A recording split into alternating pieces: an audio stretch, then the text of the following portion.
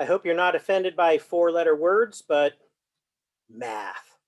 There, I did it. Math is one of the worst four-letter words for some students and others, not so much. Others love math, or maybe they're good at math, even if they don't love it. And most of my classes are, to some extent, math classes.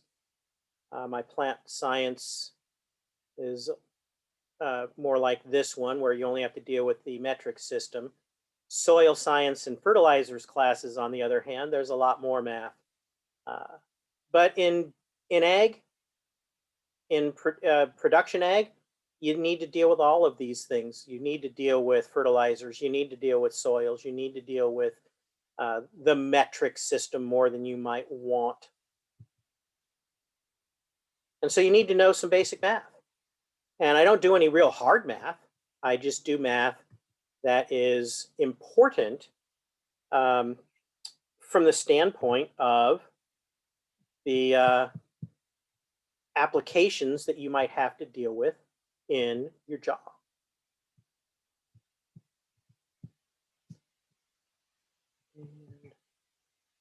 Come on, there we go. So before we get into this, I'm going to pull up Paint again. That's a previous lecture file. I'm going to say new. No, don't save it. And let's talk about the metric system briefly. First of all, the metric system is based in science as opposed to our English system of units. And if you came here after growing up in some other country, then maybe you wonder what the hell we're doing with this antique piece of garbage that we inherited from England. And it's about history and money more than anything else. We had an opportunity to ditch the imperial system of measurement back in the 1970s when we had President Carter. And I would argue that President Carter was probably the best human being president we've ever had. Certainly in my life, he's the best human. Um, he was a one-term, relatively ineffective president, however, due to many factors, but um, industry wouldn't give him the time of day. He was too much of a nice guy, and people didn't necessarily warm up to some of his policy directions. And one of the things that came up in his presidency was an opportunity to go metric. And there was starting to get to be a pretty major traction for the concept of go metric. And a lot of people were concerned. A lot of people were saying, we can't make the transition. Metric's too hard. In reality, metric is way easier. You just have to learn it. And once you learn it, it's easy. But unfortunately, it was two industries, from my recollection, that were the strongest opponents. Unfortunately, the ag industry was one of them, and the gas and oil industry. And they claimed there is no way we can replace all the balances scales, the gas pumps. There's no way. It would bankrupt the entire country. And I would imagine that every single gas station has replaced their pumps at least 3 times since then. The idea that it would bankrupt the company or the country is absurd. But there was enough lobbying effort, and they didn't want to spend their hard-earned cash on the government's scale to change gas pumps and to change all of these pallet scales and truck scales and other things. Um, and the old timers didn't want to deal with it. They were perfectly happy with this bizarre system of the metric, or excuse me, the imperial, and metric was just something they didn't want to deal with. But the metric system is based on tens and hundreds and thousands. It's just multiplying by 10, as opposed to maybe you're aware of this, but there's 5,280 feet in a mile. 5,280. The only reason I know that is because I have to use it quite a bit.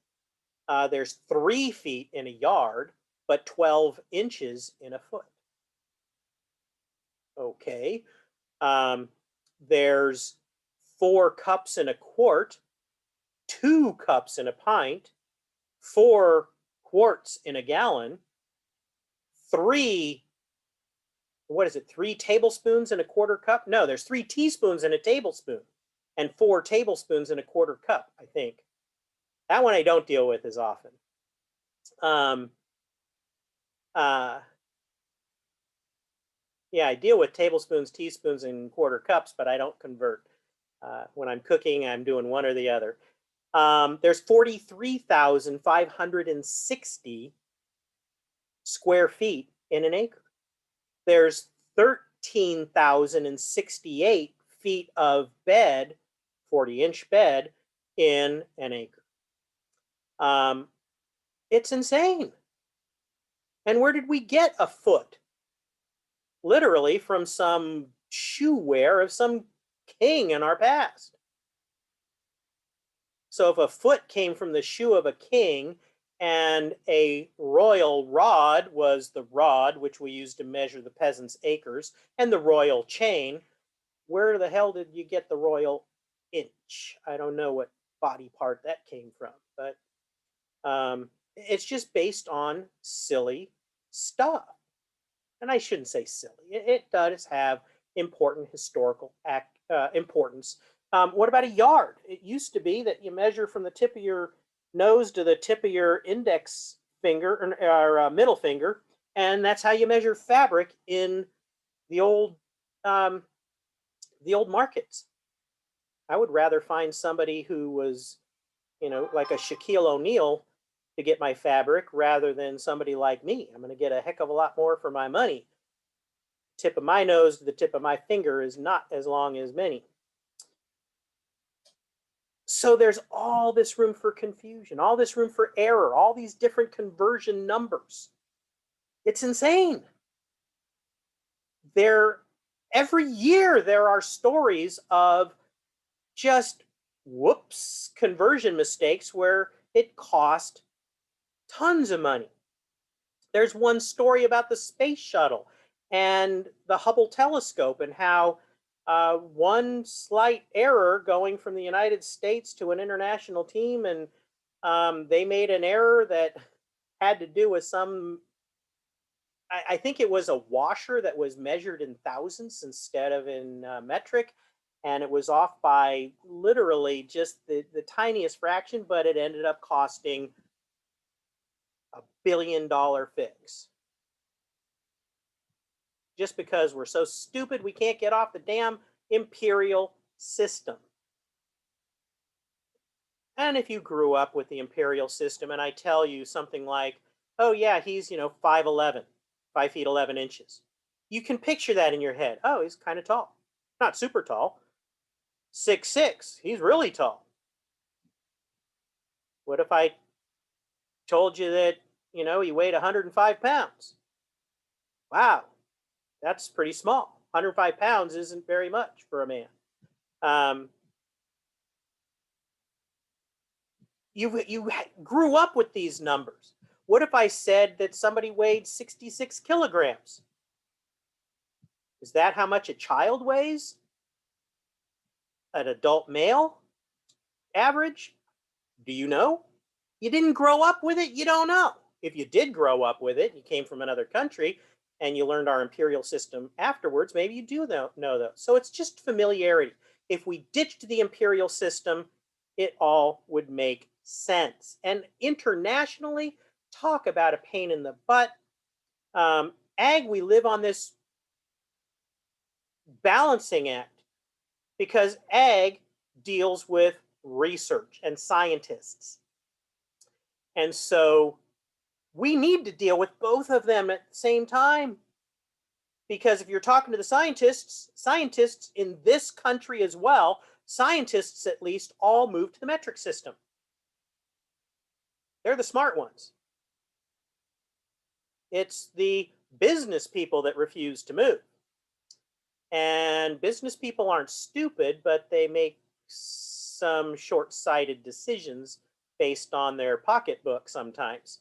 And I believe this was a very short-sighted decision because now, as a grower, you need to talk to scientists and deal with metric. You need to read reports and understand metric, and you are dealing with an international business, whether you think you are or not. Ag is international, and I know a lot of very small growers that are doing sales and dealing with customers in Mexico and Canada and possibly even Europe and Asia, and they're just a bit player. I'm not talking, the pioneers and the massive companies of the Midwest corn and wheat belt. I'm not even talking just Taylor Farms and Tanamura and Antle and Fresh Express. They're big here. They're big and they're international too. But even some of the little guys, many of the little guys, have to deal with international sales. And nobody else in the world wants to hear anything about our imperial tons and pounds and feet. Everything has to be converted. So when I write reports, I often write reports that are converted. And I have to write two reports. One report, that's my farmer communication report, and everything has to get translated into imperial units. And then my original report, my science report, which is all in metric. So now that I'm done being pissed off about the metric system not being standardized in the United States and our infinite stupidity in this country, I'll take a quick break and be right back.